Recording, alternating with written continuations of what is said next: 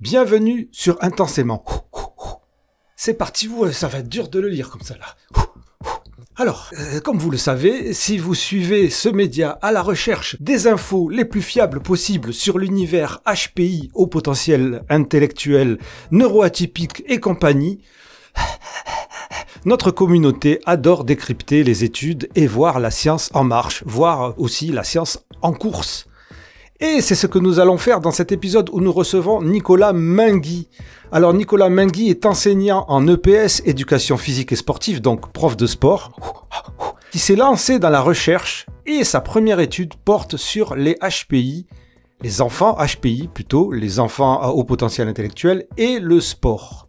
Nous allons comprendre pourquoi et nous allons voir aussi des résultats hyper interesting qui brisent les idées reçues sur les surdoués et le sport, sur le sport et les filles, et sur les HPI en général. Enjoy cet entretien qui vous est offert sportivement par les contributeurs et les contributrices de ce média, sans qui cet épisode n'aurait jamais vu le jour et que je remercie du fond du cœur. Vous aussi, vous pouvez rejoindre notre vaisseau spatial où il y a une salle de sport en faisant une donation ponctuelle ou régulière qui permettra à mon travail de vivre et de transmettre toutes ces connaissances, tous ces entretiens, toutes ces études, tous ces témoignages qui nous intéressent tous. Il y a un lien dans la description de cet épisode et je vous remercie intensément. Bonne écoute et bonne visionnade.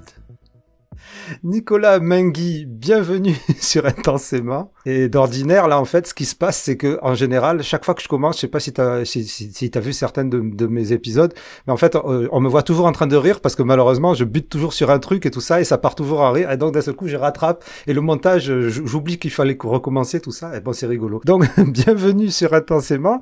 Tu es ici pour nous parler d'une petite étude que tu as réalisée en 2022-2023, c'est cela? Sur la pratique physique et sportive des enfants et adolescents identifiés à haut potentiel intellectuel en France. C'est bien de le noter. Alors, est-ce que tu pourrais d'abord te présenter et puis ensuite nous parler de qu'est-ce qui t'a amené à faire cette étude et dans quel cadre? Alors moi, je suis enseignant d'EPS en collège depuis une vingtaine d'années maintenant et je viens de reprendre en parallèle un nouveau parcours universitaire en master STAPS pour me former à la recherche en sciences humaines et sociales. Et là, je débute tout juste ma thèse dans la même université. J'ai réalisé cette étude dans le cadre du master donc sport et sciences sociales proposé par le département STAPS de l'université Gustave Eiffel à Champs-sur-Marne. Et pourquoi j'ai commencé récemment à m'intéresser au sujet du HPI suite à l'identification de certains membres de ma famille. Et en creusant ces différents aspects, j'ai pas trouvé grand-chose dans la littérature scientifique concernant le rapport qu'il entretient avec la pratique physique et sportive. Et les quelques résultats pouvaient aussi être assez contradictoires sur certains points.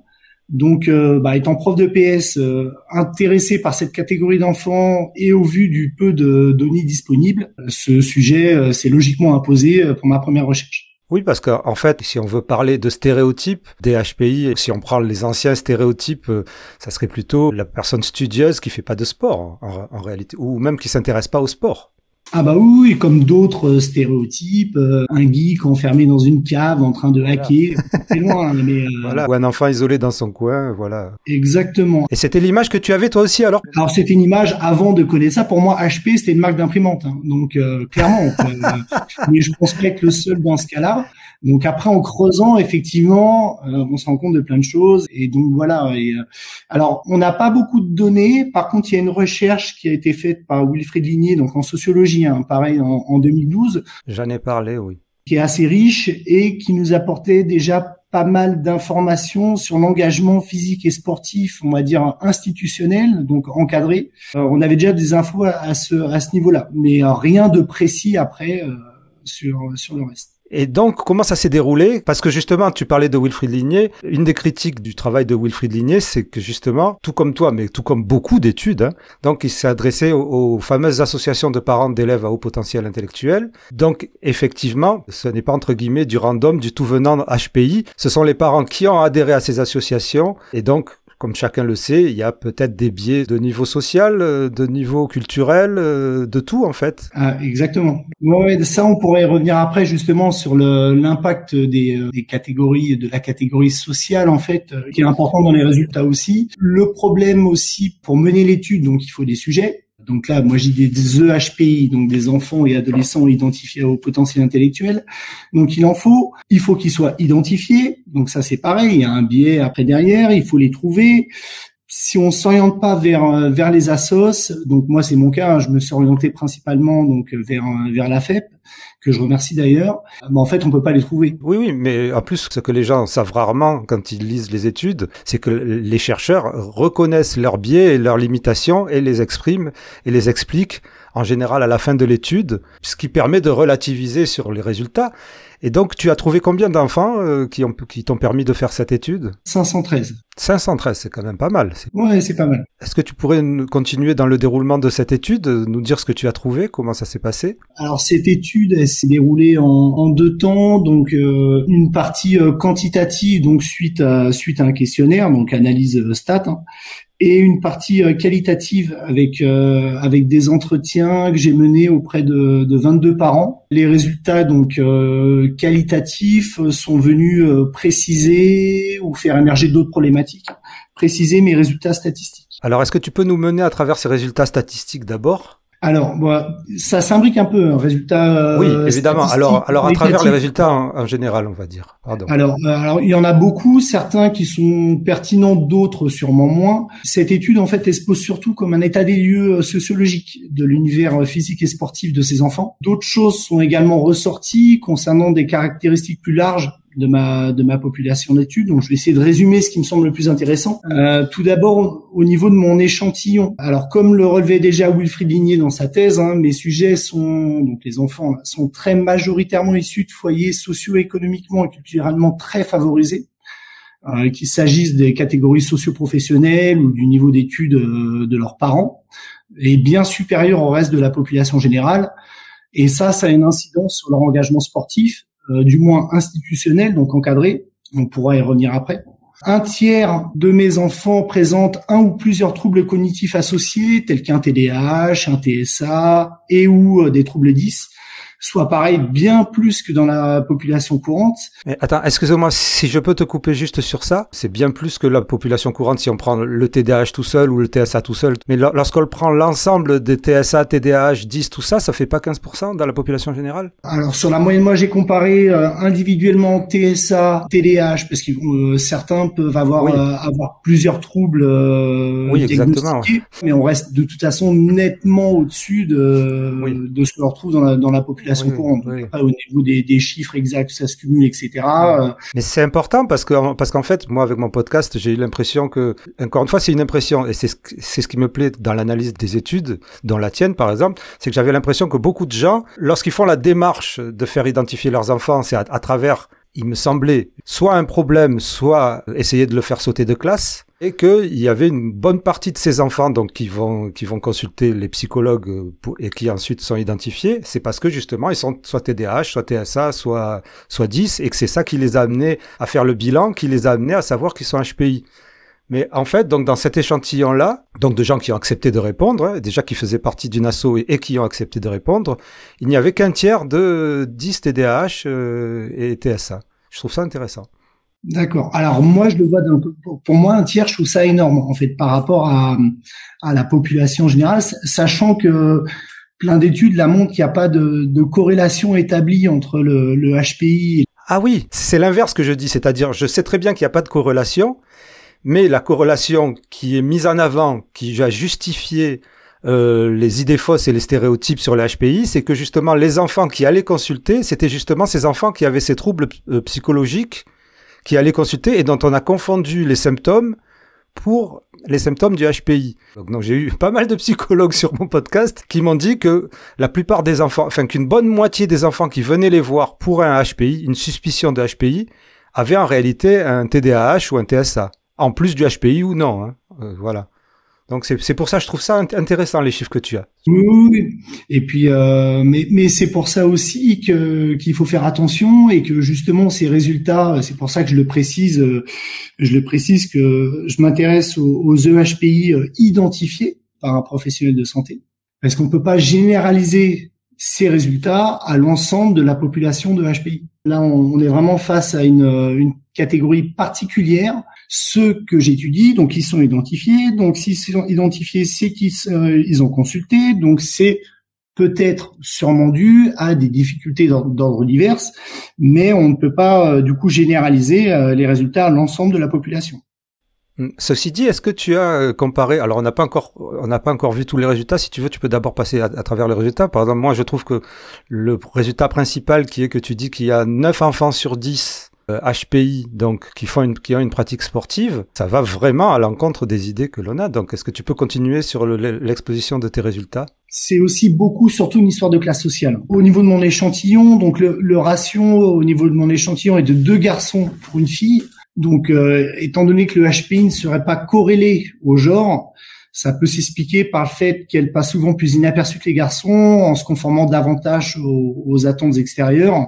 Beaucoup d'ailleurs, lors de mes entretiens avec les parents, il apparaît que beaucoup sont identifiés en seconde intention après leurs frères, parfois plus jeunes, et dans un but avant tout préventif.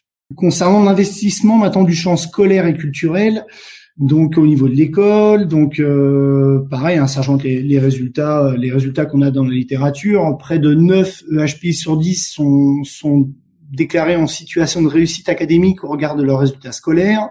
La plupart semblent satisfaits de l'entente avec le corps professoral, mais se montrent très dépendants de leurs relations pédagogiques, surtout sur le plan affectif. Ce rapport semble encore plus marqué dans la sphère extrascolaire et notamment sportive. Puis la grande majorité entretiennent de bonnes relations avec leurs camarades, même si pour certains ça peut être pris d'importants efforts d'adaptation parce qu'il y a un profond sentiment de décalage perçu pour certains, mais c'est vraiment pas pour la majorité. Au sujet de leurs pratiques culturelles, on retombe sur les mêmes résultats que ceux de Wilfried Ligné. Près de la moitié prennent part à une activité culturelle et artistique de manière institutionnelle, donc de la musique, de l'art ou des expressions. Ensuite, concernant par contre leur univers physique et sportif, donc ça c'est le cœur de mon étude. Alors au niveau de leur profil, pour commencer, la majorité sont décrits comme prenant généralement du plaisir à pratiquer les APS, donc activité physique et sportive, de préférence individuelle et dans un but hédoniste plutôt que compétitif. En fait, leur esprit compétitif est très présent, mais dans ce cas, il se veut avant tout intrinsèque et tourné vers une volonté de progression et de dépassement personnel. Bon, c'est vraiment ce qui est ressorti lors de mes entretiens. Donc, ils sont en fait très compétitifs, mais autocentrés.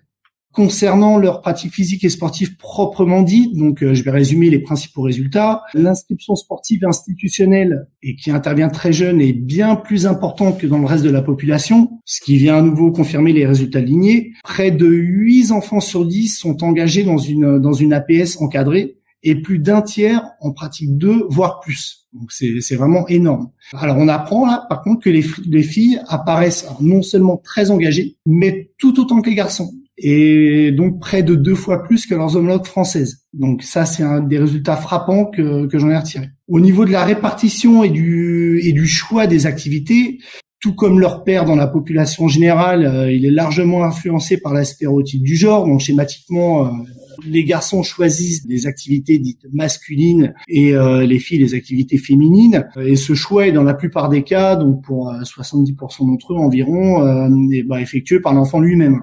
La majorité des activités sont de nature individuelle, là encore, ça rejoint des travaux lignés, mais notamment pour les filles qui sont moins d'un tiers à plébisciter les APS avec une opposition directe avec l'adversaire. Donc ça, c'est vraiment ce qui est ressorti de manière flagrante. Ensuite, au niveau des activités, donc en dehors de la natation, qui est fortement investi par les plus jeunes et souvent dans un but purement utilitaire, l'apprentissage du savoir nager. Donc ils sont inscrits 1 an et puis après ils arrêtent.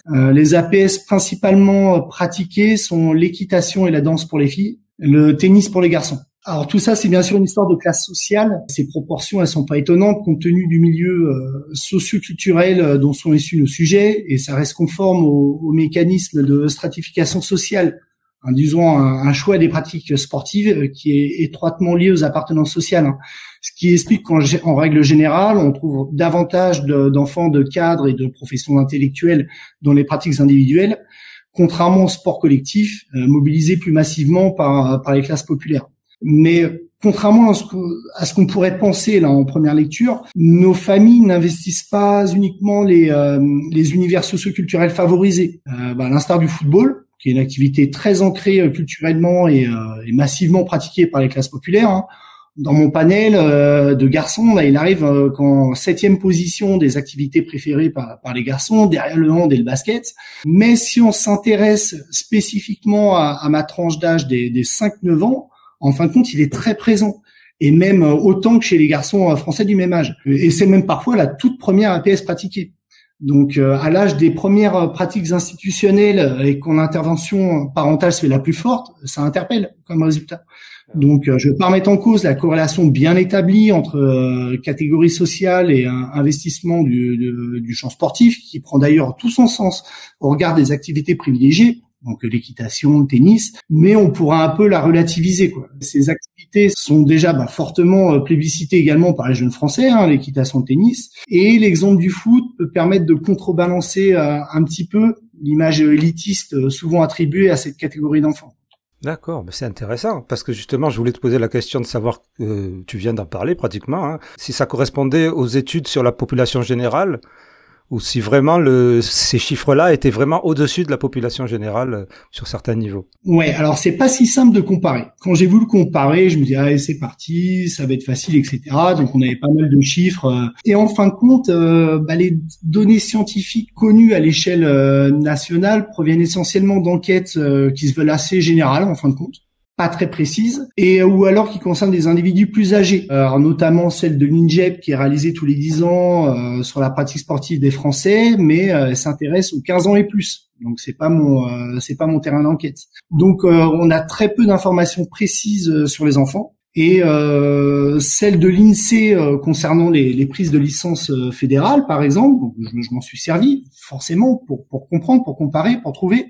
Par contre, ça fait pas état de toutes les formes d'inscription institutionnelle. Donc toutes ces formes-là donnent pas lieu à forcément une prise de licence. Donc faut comparer avec ce qui est comparable.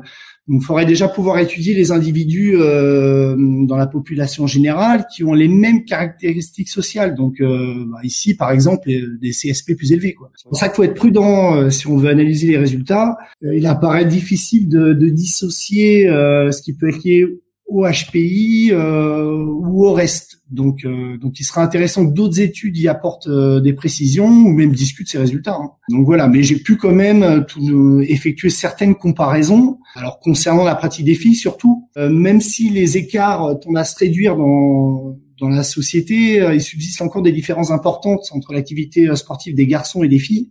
Celle des filles est bien moins importante, notamment au regard de la pratique sportive instituée, donc encadrée, qui est souvent compétitive. Et là, moi de mon côté, il y a très peu de différence entre garçons et filles, d'un point de vue quantitatif. Donc les filles s'investissent tout autant. Donc et pareil, on observe une baisse générale de la pratique sportive encadrée. Donc une baisse qui est assez globale et progressive chez les adolescents et surtout les adolescentes à partir de 12 ans, on va dire. Or là, dans mon échantillon, la pratique elle reste très stable durant toute l'adolescence, que ce soit pour les garçons ou les filles. Pour la comparaison du choix des activités, alors il semble pas y avoir de différence vraiment fondamentale. On retrouve sensiblement les mêmes activités privilégiées, hein. Mais encore une fois, faudrait pouvoir comparer avec des individus de la population générale qui possèdent les mêmes caractéristiques sociales. Et on a peu d'informations précises sur les différences entre toutes ces catégories d'enfants. Donc voilà. Donc moi, ce que j'ai pu relever en termes de différence, ça se situerait surtout d'un point de vue qualitatif, surtout au niveau de l'aspect compétitif, qui peut être particulier, hein, comme je l'ai dit avant, surtout centré sur ses progrès personnels et sa réussite personnelle. Et surtout, ce qui est sorti et vraiment de manière prégnante lors de mes échanges avec les parents, c'est la dimension et la forte dépendance affective des enfants à l'égard de leur encadrant, donc que ce soit l'enseignant à l'école ou l'entraîneur sportif en extrascolaire. C'est d'ailleurs l'une des principales raisons évoquées lorsqu'il y a un arrêt de l'activité. Mais bon, encore une fois, ma recherche a ses limites, donc elle pourra servir de base à d'autres études qui pourraient venir l'enrichir en creusant davantage. D'accord, donc en tout cas, premier résultat, c'est que les enfants HPI donc ne sont pas des geeks et ne sont pas assis toute la journée à lire des livres ou à jouer à l'ordi ou à autre chose. Et est-ce que tu as eu d'autres surprises? À quoi tu t'attendais en fait? Alors pour être honnête, oui et non. Alors déjà n'ayant quasiment aucune information à ce sujet, alors j'ai formalisé un questionnement, mais pas forcément d'hypothèse. Alors, j'aurais pu formuler l'hypothèse que la majorité des EHPI identifiés pratiquaient des APS très singulières comme les échecs ou le yoga, par exemple. Mais je l'ai pas fait, donc pas vraiment de surprise du coup.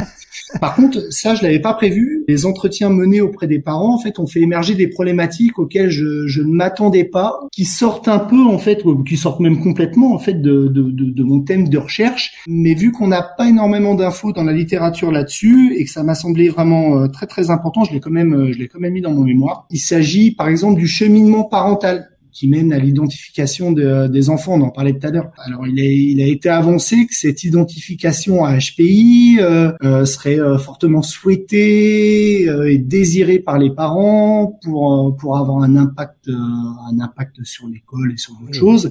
Ça, c'est la thèse de Ligné qui dit ça. Voilà. Donc, alors, je vais pas remettre en cause du tout ses résultats et son travail. En tout cas, moi, ce que j'ai trouvé, et ça ne ressort qu'avec mes entretiens, c'est que beaucoup de ces enfants, en fait, sont identifiés et orientés vers un psychologue à la demande des enseignants. Et ça paraît, dans ce cas, c'est une véritable surprise pour les parents.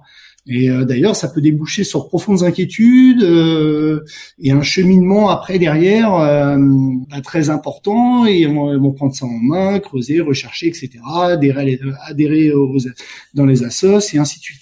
Donc voilà, et ça il me semblait important de le mettre parce qu'on n'a pas beaucoup dans la littérature, il y a pas énormément de choses justement qui s'intéressent au cheminement et motivation de tous ces parents-là. Et là, ça permet de contrebalancer un petit peu cette idée-là. Il y a justement à la suite de Ligné, il y a Léa Doussou. Tu l'as regardé cette étude? Non, vas-y. Donc alors je sais pas si elle était élève de Ligné, mais en tout cas Ligné faisait partie du jury. Voilà. Dans ses conclusions, elle dit justement que ce qu'elle a découvert au niveau du cheminement des parents allait à l'encontre de ce que disait Ligné. Elle est globalement d'accord dans toute sa thèse avec Ligné, sauf sur ce point-là justement. Et elle disait aussi que si effectivement il y en a qui font ces recherches-là dans le sens de oui, je voudrais savoir si mon enfant est intelligent ou pas, c'est en général à cause de problèmes tout de même, et qu'ensuite ça mène à la recherche plus approfondie de véritables diagnostics psychologiques ensuite. Léa Doussou, alors je crois que c'est la fabrique des surdoués ou un truc comme ça, ou comment on fabrique des surdoués ou un truc comme ça s'appelle. Ça me rassure déjà. donc et puis oui, et puis clairement c'était prégnant au sein du discours des parents, quoi. Donc voilà, ça me semblait vraiment très très important de le rappeler. Et ce qui est vraiment ressorti en fin de compte, donc au-delà de l'inventaire en fait, si je puis dire, des activités, du cheminement physique et sportif des enfants, c'est vraiment l'engagement particulier de ces enfants et comme je disais notamment près de la figure de l'entraîneur en fin de compte. Donc pour beaucoup en fait, l'arrêt des activités précédentes, c'est parce qu'il y a eu une incompréhension ou un schisme avec l'entraîneur. Et par contre, ça a été rédhibitoire. Ça a été un arrêt immédiat. Et c'était vraiment flagrant parce que pour certains gamins, ça s'est produit au sein de la même activité. Donc ça se passe très bien pendant X années. On change d'entraîneur. Et là, c'est fini, on arrête. D'accord, ok. Donc voilà, donc ça, c'est vraiment important. C'est pour ça qu'en guise de conclusion, je me suis permis de m'essayer à donner quelques pistes, etc. Bon, c'est pas du tout une étude en sciences de l'éducation ou en psycho, hein, donc c'est pas mon rôle là dans ce cas présent. Mais je pense qu'il faut vraiment faire attention, et pour tous les entraîneurs, les coachs, etc., les enseignants, c'est pareil. Hein. C'est vraiment faire attention à ça et s'intéresser, être bienveillant. Ça, c'est ressorti de manière très importante. Et pour quasiment tous les enfants, c'est déjà une première clé pour la réussite et l'investissement de tous ces enfants-là.